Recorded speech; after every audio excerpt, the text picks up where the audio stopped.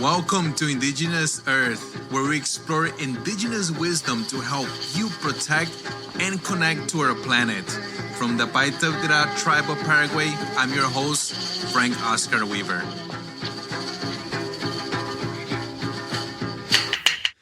Today, we are journeying all the way to Hawaii with Molly Mamaril, storyteller and environment advocate who really embodies the spirit of aloha in everything she does. I had the pleasure of meeting Molly through the Association of Independents in Radio 2025 New Voices Amplify. It was a program where we both learned so much how to grow our independent podcast and build meaningful relationships with people around our communities. From dancing hula in childhood to restoring marine ecosystem in Oahu, Molly's story shows how returning to our roots can guide us towards a more sustainable future. She's going to share some insights for removing invasive algae and about her podcast Above the Sides and Heartbeat Narratives, and how Hawaii traditional reciprocity model offers a blueprint for healing our planet. Our conversation is packed with practical wisdom about supporting the local communities and how our purchasing decisions can become acts of environmental stewardship. So let's dive in.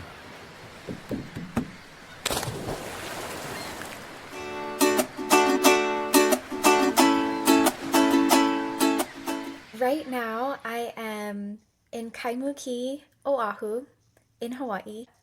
Originally from here, Hawaii, but I grew up in Minnesota, and my family is part of the Hawaiian diaspora. My mom and dad, they met at the University of Hawaii. My dad is from Maui. My mom is from a small town in Minnesota. And because of more job opportunities and more economic affordability and things, we ended up leaving and moving back to the Twin Cities. So I grew up in the Midwest, and I always felt this calling to come back to Hawaii and explore my roots here. It felt like part of me was missing, to not know my Hawaiian side, my Filipino side as deeply. And so in 2012, I moved back to Hawaii to study natural resources and environmental management, went to UH, went to grad school, and I've been here ever since. So it's coming up on 13 years now. I love living back in Hawaii. It feels like my purpose and my life is here. That's amazing. And you have a wonderful podcast, actually, two podcasts, right? Can you tell me more about the podcast that you have? Sure.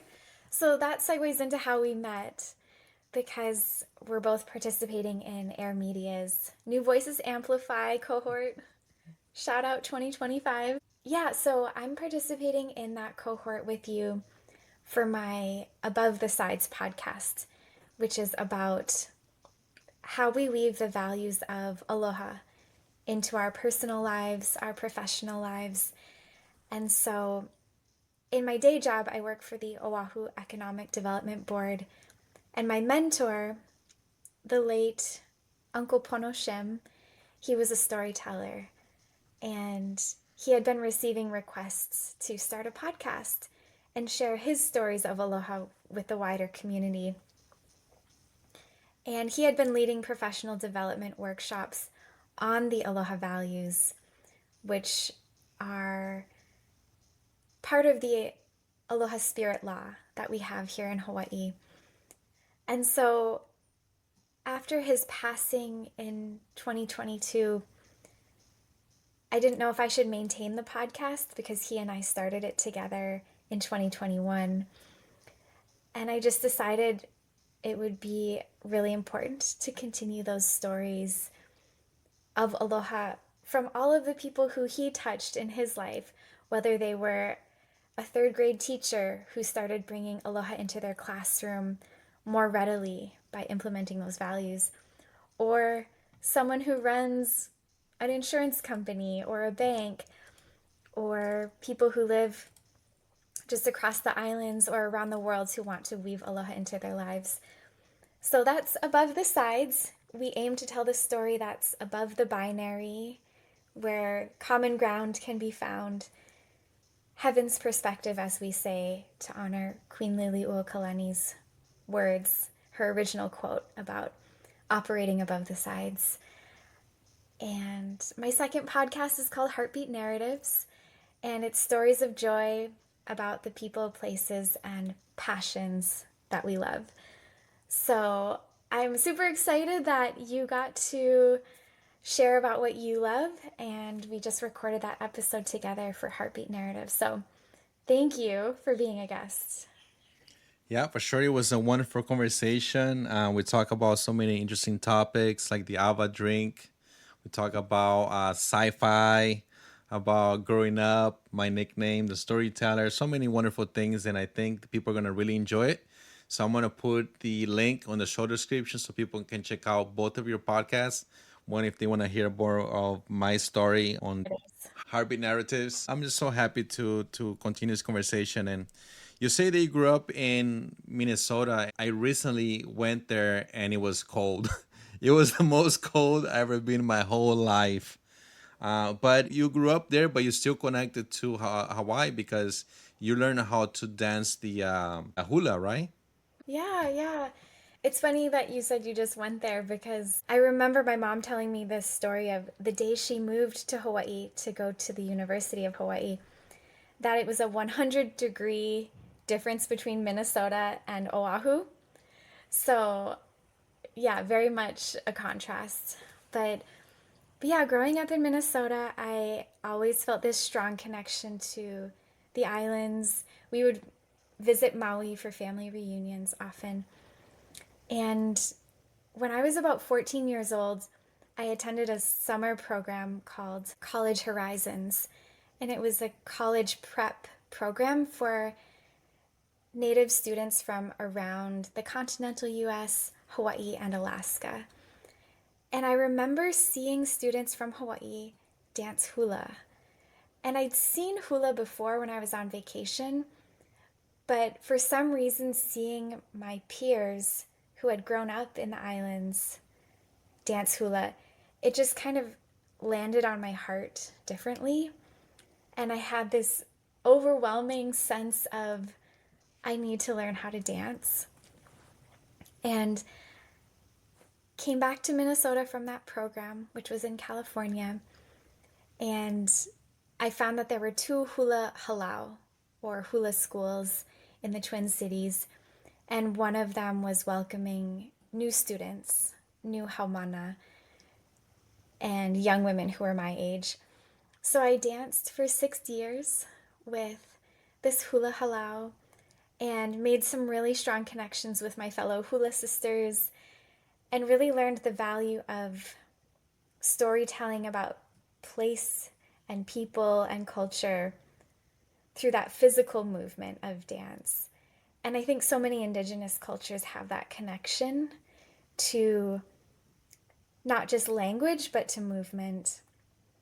Plus, you get to learn through hula, there's like the ancient style of hula, which is the gourds and the drums and like the skirts made of, natural materials.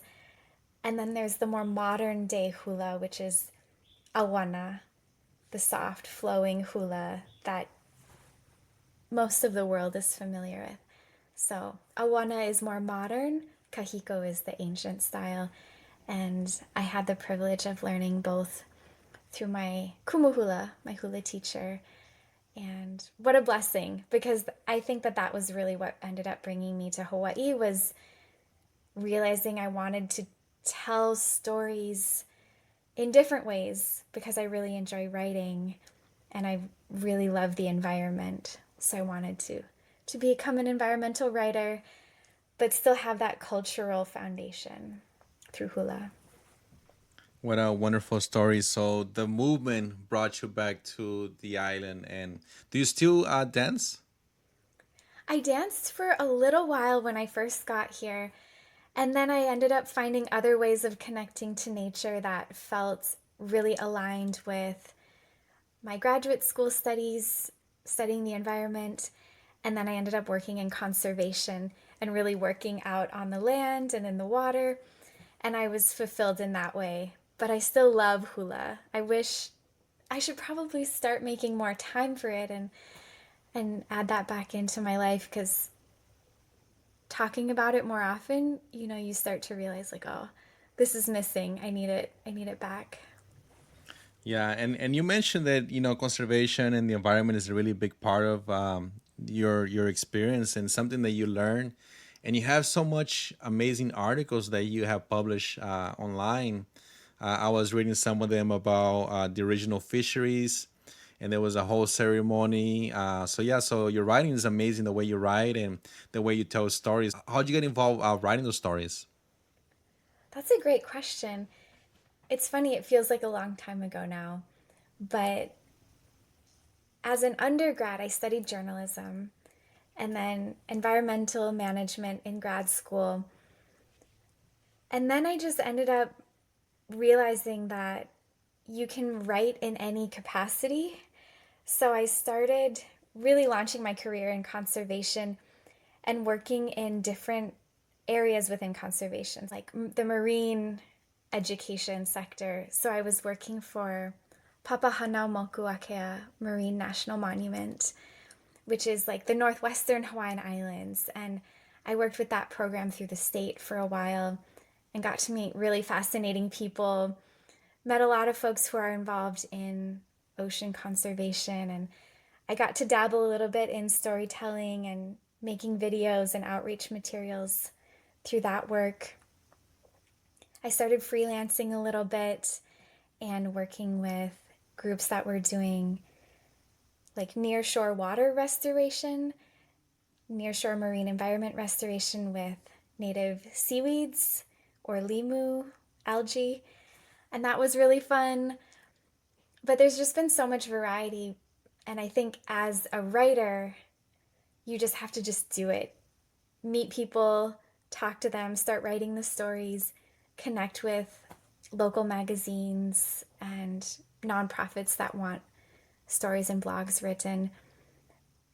I wish that I had even more experience, but I think I'm still kind of just getting the ball rolling. So thanks for reading those articles. It's fun to know that they're still out there in the world. Um, but yeah, I appreciate that. Yeah, for sure. And can you tell me more about the seaweed? How the work was around and also connecting people with nature in that projects?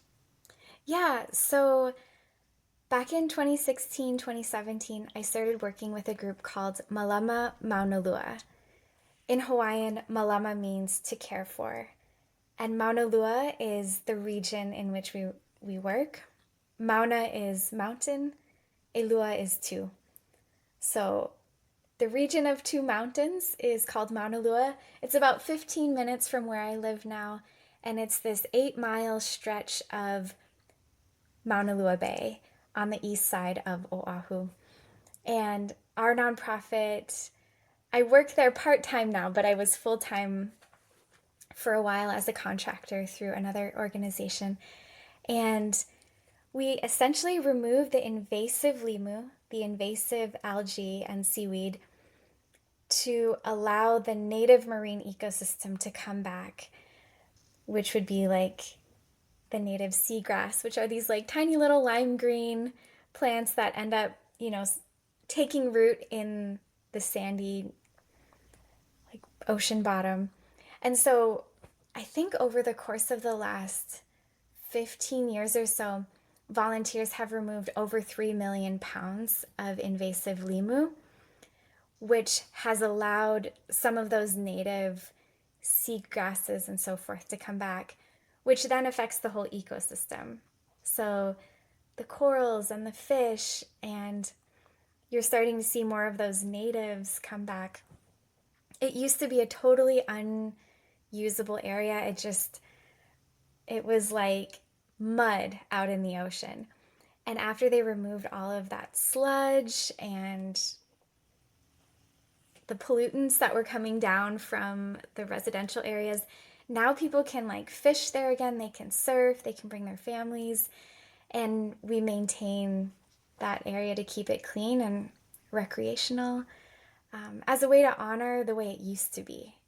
People used to go into like 1 foot of Mauna Lua Bay, and they could catch all the fish that they needed for an entire week. And that's the baseline we're trying to get back to.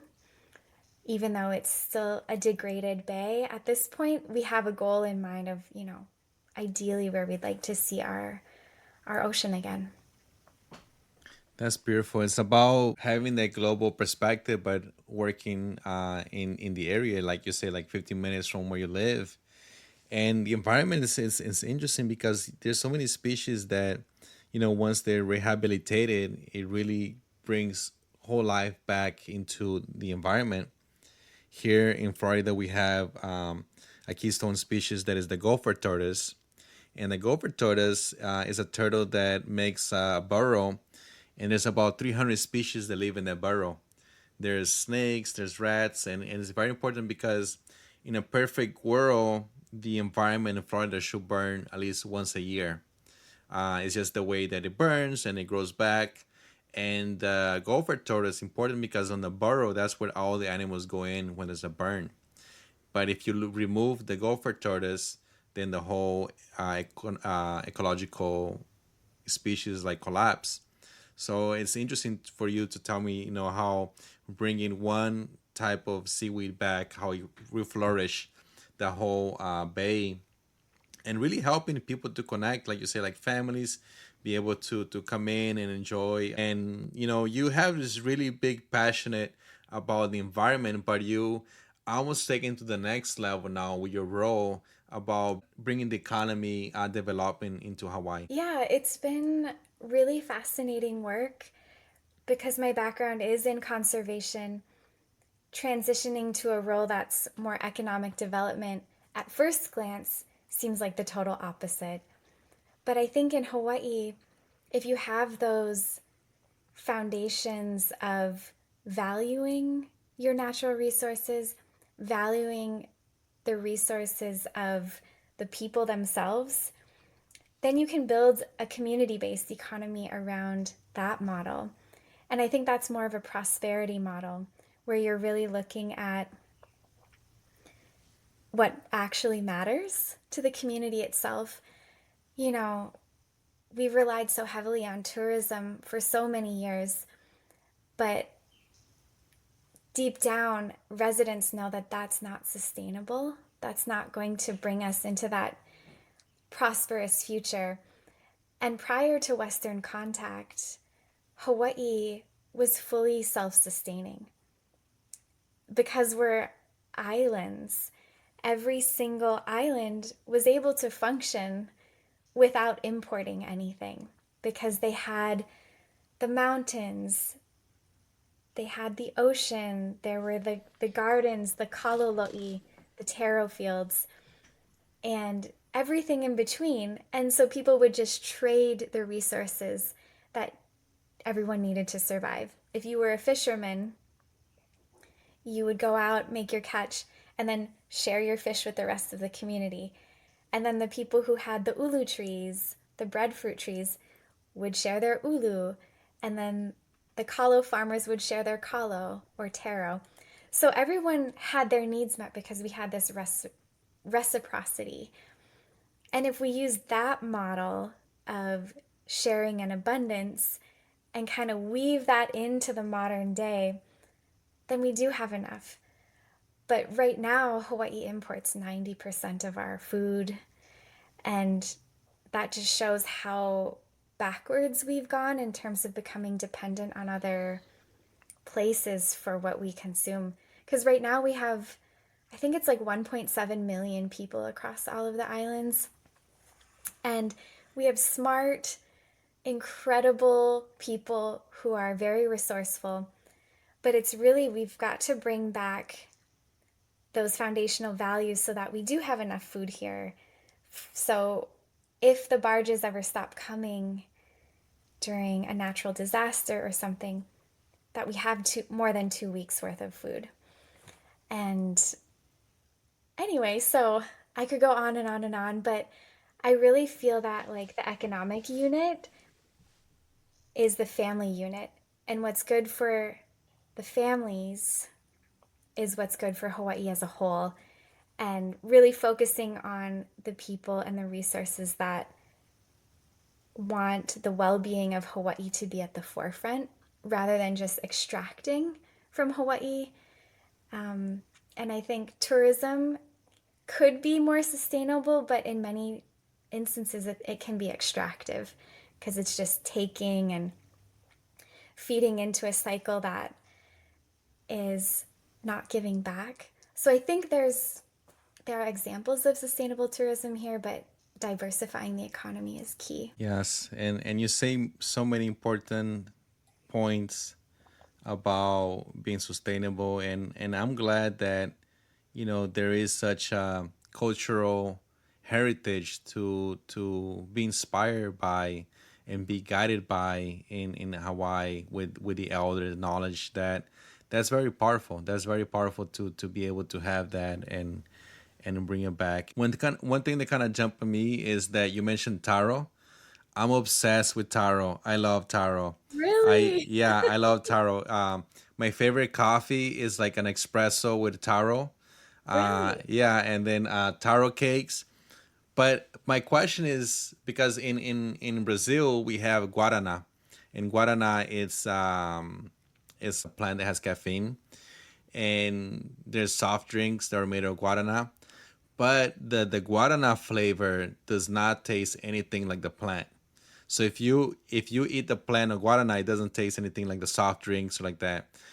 My question is the taro like does it taste like the if I, when I'm eating like a taro cake, is it does it taste like the taro plant or I think so.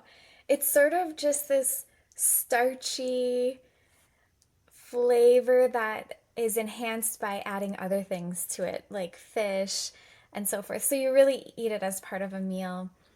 But I've tasted poi. Have you ever had poi where it's like pounded taro where they add water and it's kind of this pudding isn't the right consistency, but yeah. it's sort of a softer mash in a way of eating it. And I've had so many different types of poi over the years, and I love it when it's fresh. You're at the taro farm, they're pounding it on the boards, adding water in, and it's just like the old traditional way of eating poi. I also really love pa'iai, which is the stage between the cooked taro and the poi. It's sort of this like stickier mash. And that's my absolute favorite because you can just like hold it in your hand and eat it. And poi is a bit more watery. But when you come visit Hawaii, we'll go volunteer at a taro farm and then you can get it fresh. And you can't go backwards from that because it's just like the ultimate experience. And yeah, now I'm hungry. Yeah, I'm getting hungry too. So thank you so much for the invite. I'm definitely gonna put that on my bucket list. And I want to thank you so much for being on the podcast, teaching us a little bit about Hawaii and the culture. And you have worked with so many different people, inspiring them through your podcast. What would you say that is one thing they can do at home to make the world a better place? I think that's a beautiful question. When we really go back to what we can do when we're in our daily lives, I think it's honoring our local communities. So, whether that is, I think it really comes down to seeing where you spend your money. Is your money going towards a huge company through like an online store? Or is it going to your local farmers? Is it going to your local food co ops? Who are you supporting with your money? And so I think if we change our shopping habits, that will be a game changer and really speak volumes to what we actually value. So if we value supporting our local food system, then our money can reflect that and go to your local farmers market. Get to know the farmers who are growing your food and then support them because without them everything collapses. So I just want to give a shout out to all the farmers and people who are growing food in their backyards. There's just so much potential there, and I think if we if we speak through our purchases, that is one really tangible thing that we can do to make a difference. Yes, I totally agree with that. And it's so easy to press button on the massive retailer that drops it off in front of your house. But, is there a local bookstore that has the same book that you're looking for that will be able to support? Like you said, the food, you can go and maybe buy a fruit that has been shipped across the globe, but go to the local farmer market and see what is being grown around you. How far does the food has to travel to get to your table, right? And I think it's such a simple thing, but it's hard to do it. But if you do it, it makes a big difference. So thank you so much for that advice. Thank you so much for being in the podcast. I really appreciate it. If you want to listen to our conversation, hit the links and we will see each other soon again. Thank you. Thank you, Frank. What a cool conversation. I really enjoyed talking to Molly, and I hope that you enjoy listening also. Molly's advice about speaking through our purchases, supporting local farmer and community businesses, remind us that every transaction is a vote for the world we want to create. If today's conversation inspired to learn more, I hope you can join Indigenous Earth Bookstore. Each book you purchase support our podcast in the environmental education initiatives we have. And also, it helps Indigenous authors and the bookstores that we support. So check it out on the link description so where you can see curated books about Indigenous perspectives that help amplify those voices. And don't forget to check out Molly's podcast where you will see my conversation with her, sharing what sparks me joy. Until next time, remember that every small action contributes to the healing of our planet. Thank you so much for being here with us. Aguje.